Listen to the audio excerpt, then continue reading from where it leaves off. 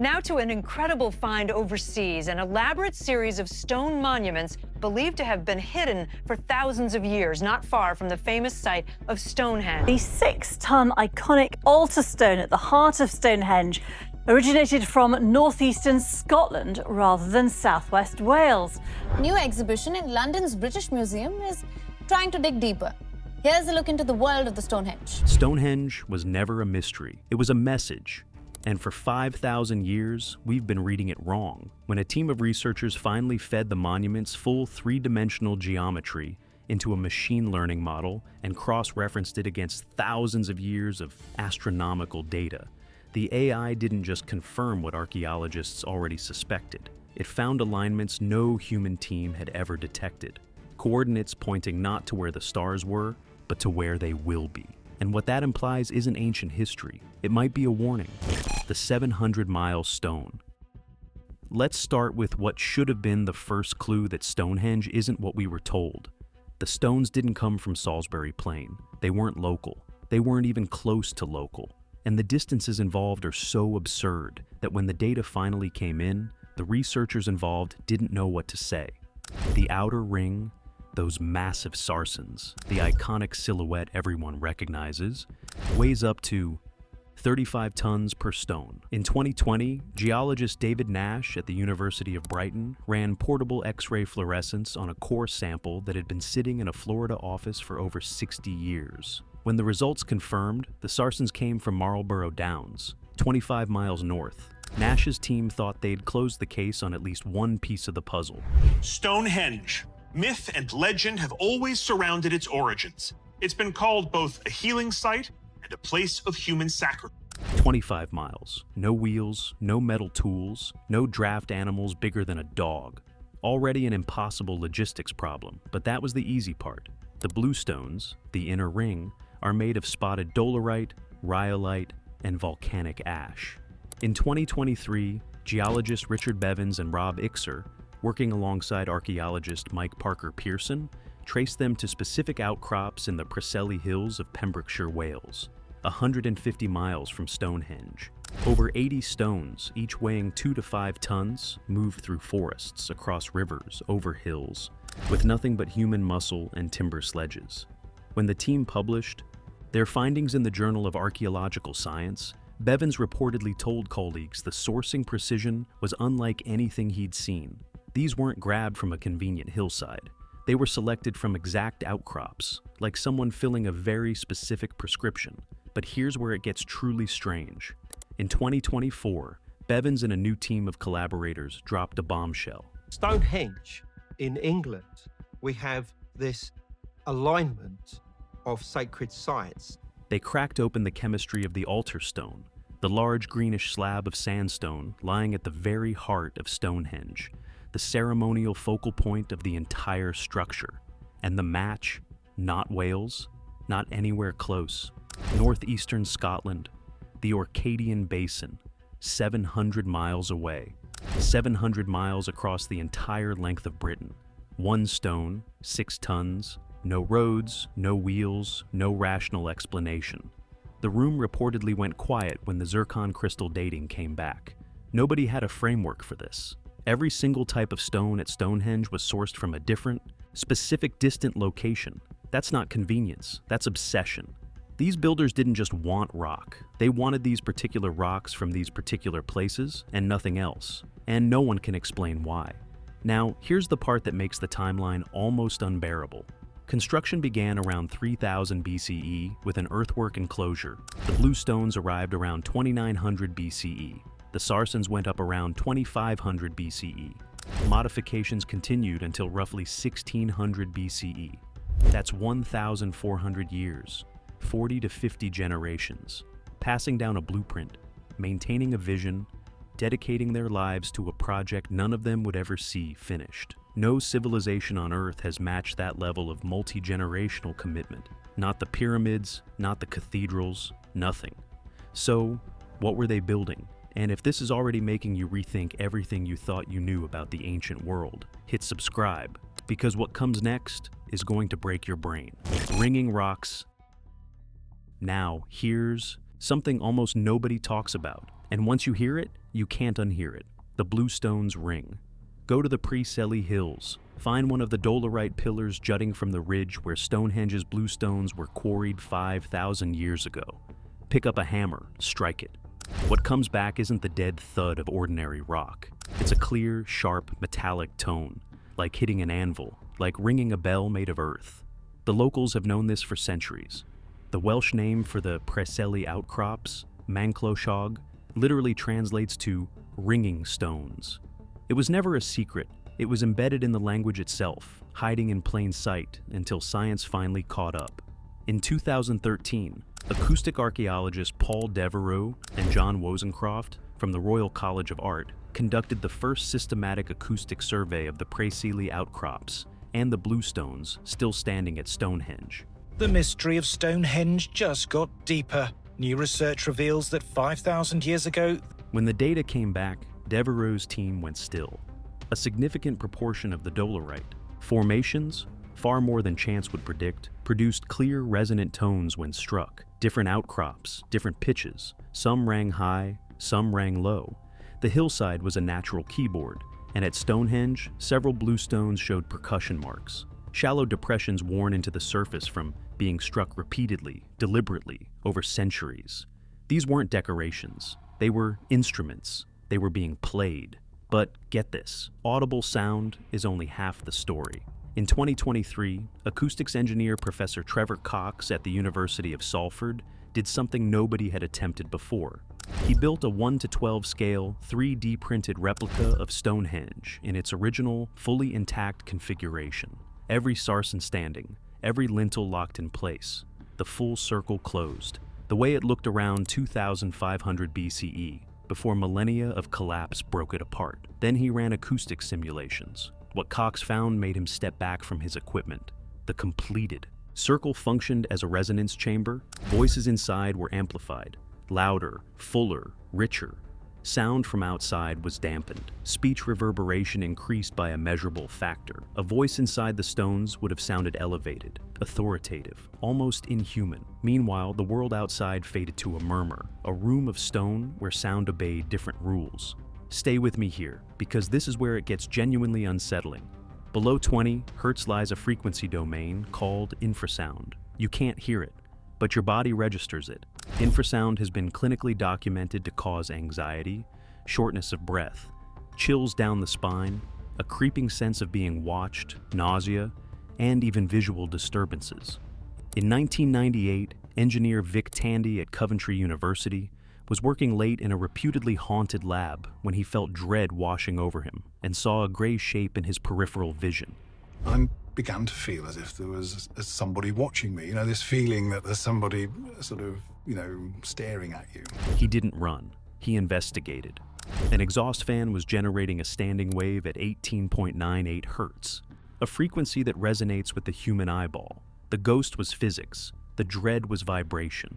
Archaeoacoustics researcher Rupert Till at the University of Huddersfield has since measured standing infrasonic waves inside ancient chambered cairns in Orkney, generated by sound reflecting between parallel stone surfaces. The same principle applies directly to Stonehenge. Wind through the gaps, rhythmic percussion of resonant bluestones, chanting voices amplified inside a sealed stone circle.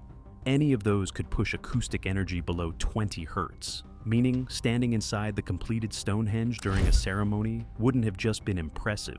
It would have been a neurological event. Your heart rate would shift. Your breathing would tighten. You'd feel something pressing against your chest. You'd see shadows at the edge of your vision. Not because of gods, because of frequency. They didn't drag 80 bluestones 150 miles because they look nice.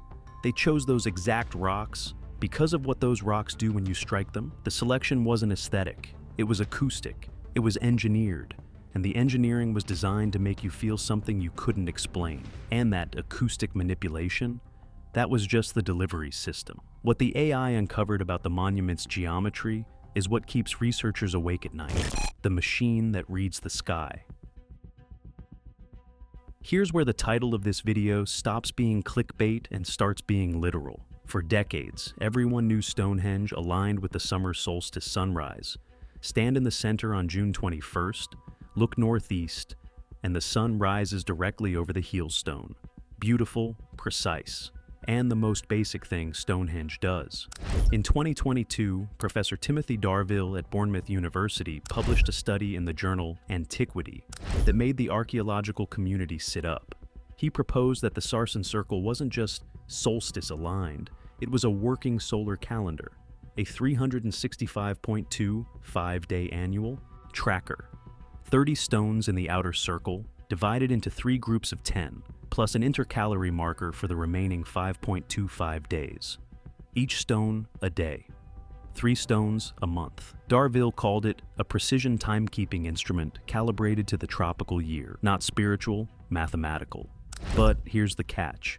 The calendar was just the surface layer. The station stones, 4 points marking a rectangle within the circular bank, align with extreme positions of the lunar cycle, specifically the major and minor lunar standstills. A major standstill happens every 18.6 years, when the moon reaches its maximum declination. Archaeologists from Oxford, Leicester, and Bournemouth launched a multi-year observation project to study the monument during the most recent event. They watched Stonehenge interact with a lunar cycle the builders encoded 5,000 years ago. The geometry still worked perfectly. Sun tracking, moon tracking, all confirmed by traditional archaeology. Impressive, but explicable. Then someone decided to let a machine look at it. And this is where everything changed. A research team fed Stonehenge's complete 3-dimensional geometry into machine learning models. Not just a map, everything. Every stone position, every angular orientation, every sight line between every pair of stones, every shadow pattern cast across the interior, at every hour of every day, across thousands of simulated years. They layered in topographic data from the surrounding landscape, the horizon profiles, the elevation changes, the way the hills frame specific points in the sky. Then they cross-referenced all of it against millennia of reconstructed astronomical data.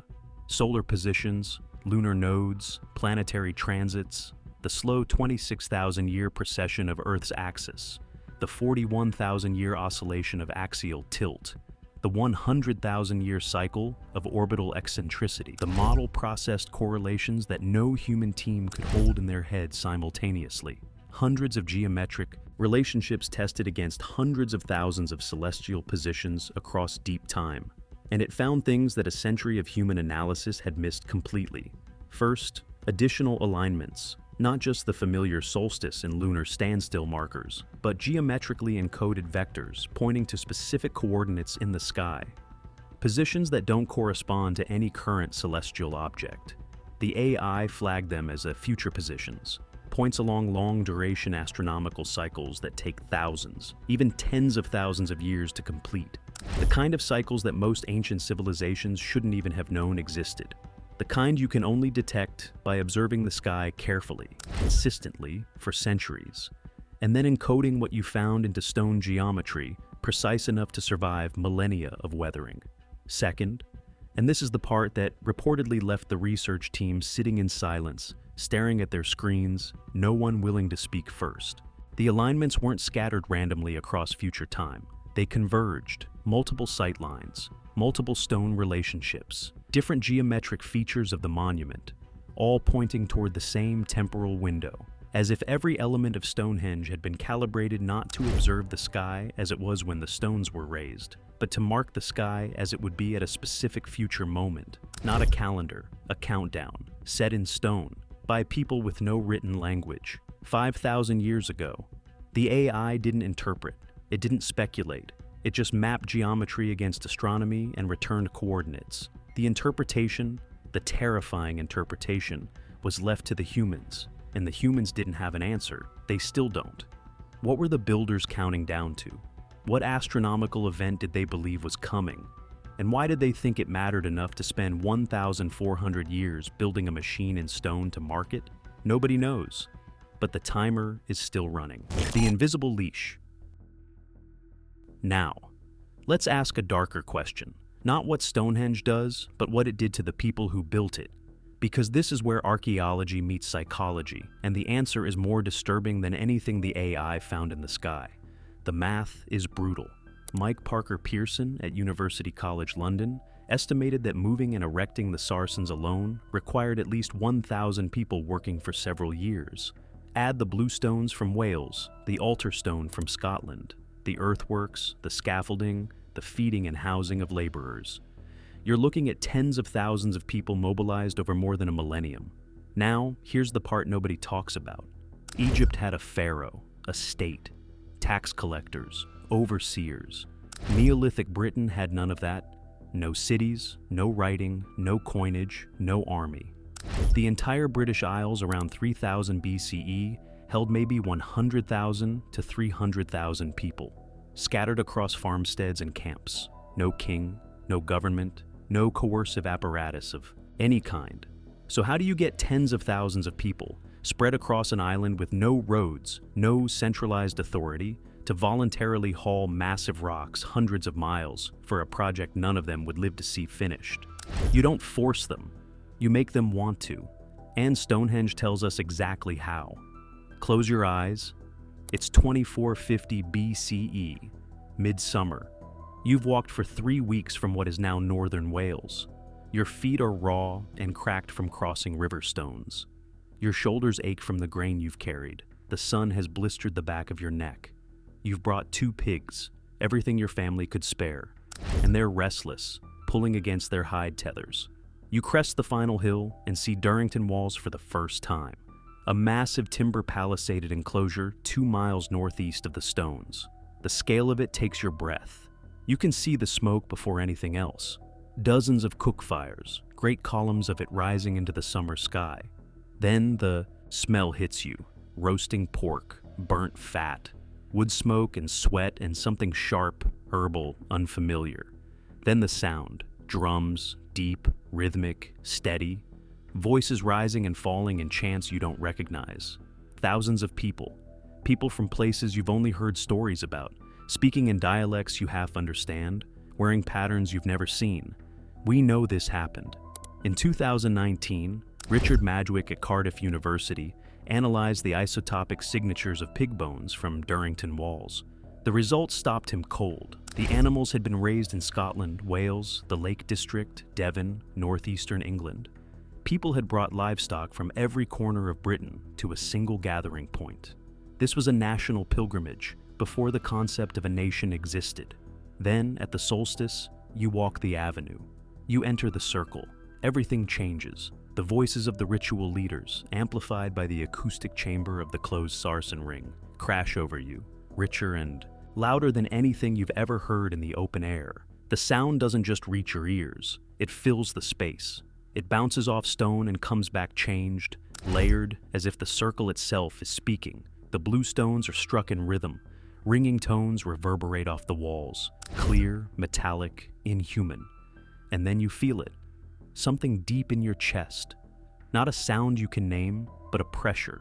A low vibration that seems to come from the ground, from the stones, from inside your own ribcage. Your heart rate shifts, speeds up. The hair on your arms rises. Your skin prickles with goose flesh, even though the summer air is warm. The space between the stones seems to thicken. The air itself feels charged, heavier, alive with something you can't see. Shadows flicker where nothing moves. You feel watched by something vast and invisible, something pressing against your chest from the inside. The sun tracks a perfect line through the entrance stones and strikes the altar stone at the center, and for one blazing moment, light and shadow and sound converge into something every cell in your body interprets as sacred. Not because you decided it was, because your nervous system told you so in a language older than thought. That feeling, that engineered, calibrated, multisensory experience is the invisible leash. A 2013 study in psychological science found that shared ritualistic experiences involving synchronous movement, rhythmic sound, and mild physical stress produce measurable neurochemical bonding, surges of endorphins and oxytocin that create trust, group identity, and willingness to sacrifice for the collective. The researchers called it identity fusion. The military calls it basic training. Religion calls it worship. The builders of Stonehenge understood this mechanism 5,000 years before we had a name for it. The monument wasn't built by slaves. It wasn't built by subjects. It was built by believers, People who stood inside that circle felt something they couldn't explain, went home, told their families, and came back the next year with their children. For 40 generations, Stonehenge recruited its own workforce through the neurological power of engineered experience. No chains, no currency, just stone, sound, light, and the oldest vulnerability in the human brain, the desperate need to belong to something larger than yourself. That's not a temple, that's a technology. And the most unsettling part, the same principles, synchronous ritual, acoustic manipulation, architectural awe, identity fusion, still work today. In cathedrals, in stadiums, in political rallies. The methods haven't changed in 5,000 years, only the materials have. But even that isn't the most disturbing revelation, because Stonehenge isn't the only one, the pattern. If Stonehenge were alone, you could call it a fluke. It's not alone. At Newgrange in Ireland, built around 3200 BCE, 500 years before Stonehenge's Sarsens, a passage tomb is aligned so precisely that on the winter solstice, sunlight enters through a narrow roof box and illuminates the inner chamber for exactly 17 minutes. Margin of error, less than 1 degree.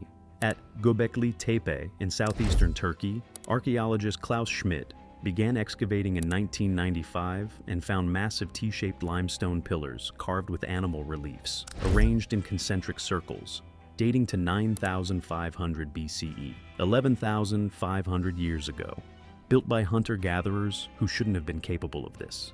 In 2017, Martin Sweatman at the University of Edinburgh published analysis suggesting one pillar encodes a record of the Younger Dryas impact event, a catastrophic cosmic incident around 10,800 BCE.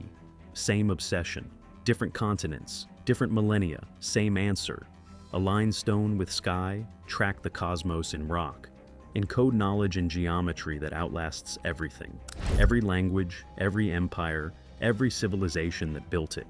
As if they all knew the same thing. As if they were all afraid of the same thing. And here's the pattern the AI makes impossible to ignore. When researchers applied similar geometric and astronomical analysis to these sites, the same signature kept appearing. Alignments pointing not at current celestial positions, but at future ones, long-duration cycles, convergence points. The same kind of forward-looking precision the algorithm found at Stonehenge, replicated independently, thousands of miles apart, thousands of years apart, as if multiple civilizations, separated by oceans and millennia, all looked at the sky, all saw the same thing coming, and all set the same clock. And in almost every case, without exception, the knowledge vanishes, the building stops, the skills disappear. Göbekli Tepe was deliberately buried around 8000 BCE. Stonehenge was abandoned. Karnak was forgotten. These civilizations reached a peak, embedded what they knew in stone, and then went silent. As if they'd finished what they came to do, the stones remained, silent, patient, waiting, still running. For 5,000 years, Stonehenge has stood on Salisbury Plain, not as a monument to superstition, as a machine. The sun still strikes the heel stone. The moon still reaches its standstill. The slow wobble of Earth's axis keeps turning, indifferent to whether anyone is watching. The AI saw what we couldn't. Alignments pointing forward, not backward. A countdown encoded in stone by people who spent 1,400 years building it and then vanished without explanation. If you've made it this far, you already know this isn't just another Stonehenge video. Drop a comment.